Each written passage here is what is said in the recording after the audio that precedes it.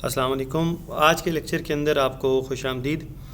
आज का जो हमारा लेक्चर है इसके अंदर हम ये देखेंगे कि अगर हमें एक क्वांटिटी डिमांड और क्वांटिटी सप्लाई की इक्वेशन गिवन है तो उससे हम इक्विलिब्रियम प्राइस और इक्विलिब्रियम क्वांटिटी कैसे फाइंड करेंगे। तो अब उससे पहले हम लोगों ने ये डिसाइड करना होता है कि जो हमें इक्वेशंस गिवन है उसमें से डिमांड वाली इक्वेशन कौन सी है और सप्लाई वाली इक्वेशन कौन सी है। अब यहाँ पर देखिए हमारे पास दो इक्वेशंस हैं, एक है Q equals to 8 minus p और दूसरी है Q equals to 2 plus 2p।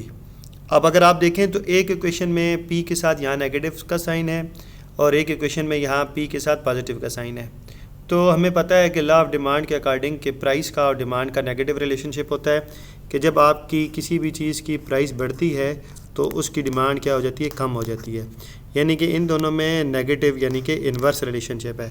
तो इसका मतलब वो इक्वेशन जिसमें प्राइस के साथ नेगेटिव आ रहा होगा वो इक्वेशन किस चीज़ की हो जाएगी, वो इक्वेशन हो जाएगी डिमांड की। इसी तरीके से अगर आप दूसरी इक्वेशन पे देखें तो दूसरी इक्वेशन में यहाँ प्राइस के साथ क्या आ रहा है, प्लस आ रहा है।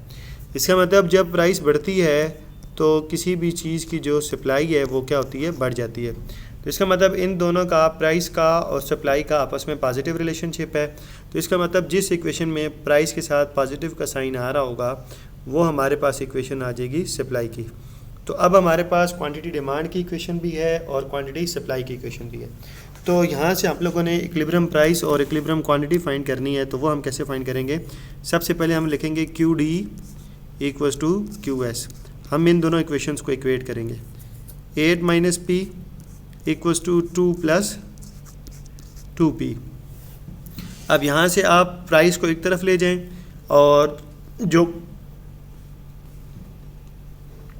कांस्टेंट नंबर हैं उनको एक तरफ ले जाएं। यानी कि 8 ये यहाँ पे प्लस 2 है, इधर आकर ये -2 हो जाएगा। तो ये 8 माइनस 2 हो गया इज इक्वल्स टू ये माइनस पी है, इसको इक्वल के दूसरी तरफ ले जाएं तो ये 2p प्लस p हो जाएगा। तो 8 माइनस 2 आपने किया तो ये 6 हो गया, 2p प्लस p किया तो ये आपके पास क्या आ गया, 3p। अब यहाँ से चूँकि हमने प्राइस फाइंड करनी है तो ये 3 जो है p के साथ मल्टीप्लाई हो रहा है, दूसरी तरफ ये जाकर डिवाइड हो जाएगा। तो 6 divided by 3 equals to p। यानी कि आप लोगों के पास जो इक्विलिब्रियम प्राइस आ गई है वो इक्विलिब्रियम प्राइस क्या आ गई है, 2। इक्विलिब्रियम प्राइस इसको हम क्यों कह रहे हैं, इक्विलिब्रियम प्राइस इसलिए कह रहे हैं क्योंकि ये क्वांटिटी डिमांड और क्वांटिटी सप्लाई को इक्वेट करके दोनों को इक्विलिब्रियम में करके लाई गई है, तो इसलिए हम इसको इक्विलिब्रियम प्राइस कह रहे हैं। अब हम क्वांटिटी डिमांड और क्वांटिटी सप्लाई फाइंड करते हैं कि इस प्राइस के ऊपर डिमांड क्या है और सप्लाई क्या है।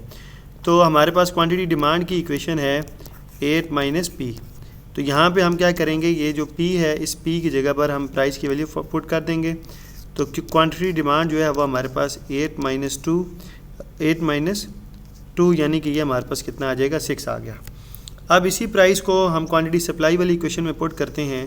क्वांटिटी सप्लाई हमारे पास क्या है, 2 प्लस 2p। तो quantity supply is equals to 2 plus 2p की जगह पे यहाँ हम 2 पुट कर देंगे। तो quantity supply is equals to 2 plus 4 और ये हमारे पास कितना आ जाएगा, 6 आ जाएगा।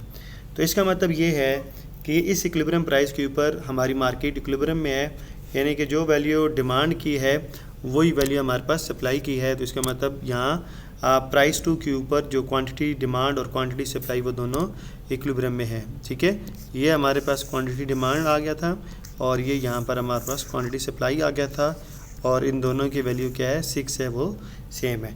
तो यहाँ अगर इस तरीके से हमें कोई एक मैथमेटिकल इक्वेशन गिवन दी गई हो तो उससे हम बआसानी फाइंड कर सकते हैं कि मार्केट के अंदर इक्विलिब्रियम प्राइस क्या होगी और इक्विलिब्रियम क्वांटिटी क्या होगी।